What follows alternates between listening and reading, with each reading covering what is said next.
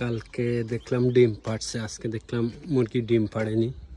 কি কাহিনী বুঝতে পারতেছি না, কেন মুরগি ডিম পাড়েনি আপনারা কমেন্ট করে জানাবেন।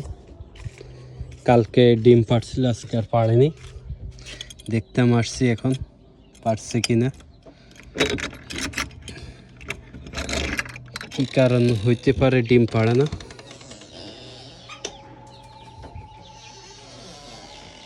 একটাও ডিম পাড়েনি, দরজা কারাত কারাত করে।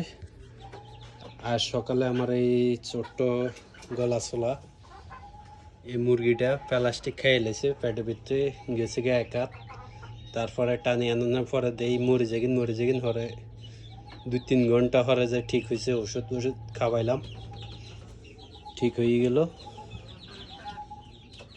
যারা মুরগি পালেন ভিতরে প্লাস্টিক রাখবেন না, প্লাস্টিক মুরগি খেয়ে ফেলে।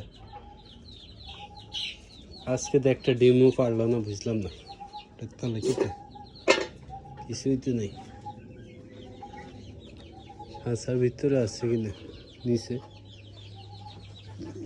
নিচেও তো নাই, একটা ডিম পারলো না। কি কাহিনী কমেন্ট করে জানাবেন, কেন ডিম পাড়েনি। খানার কোনো সমস্যা? এদের খাবার আমি এগুলোর মধ্যে দিয়ে বাঁশরিয়া গম, ভুট্টা আর চাল।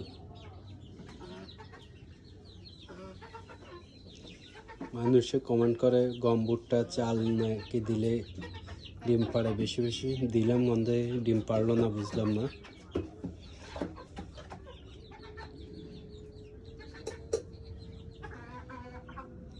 এদিকে খাবার খেয়ে শেষ ফেলেছে না, আছে কিছু ফেলাইছে এই জায়গার। পানেরিয়া একটা মুরগি আছে 27টা।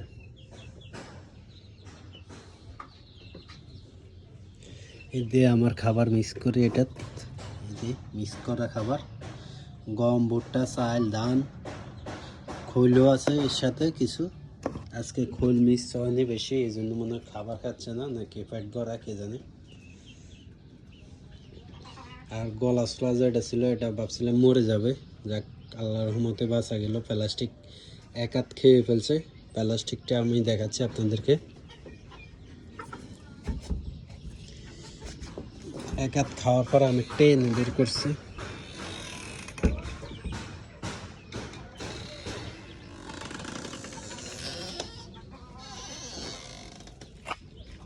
এই প্লাস্টিকটা এক হাত খেয়ে ফেলছে, শুধু এটুক বাইরে ছিল, এটুক টেনে বের করছে গলা ভিতর থেকে।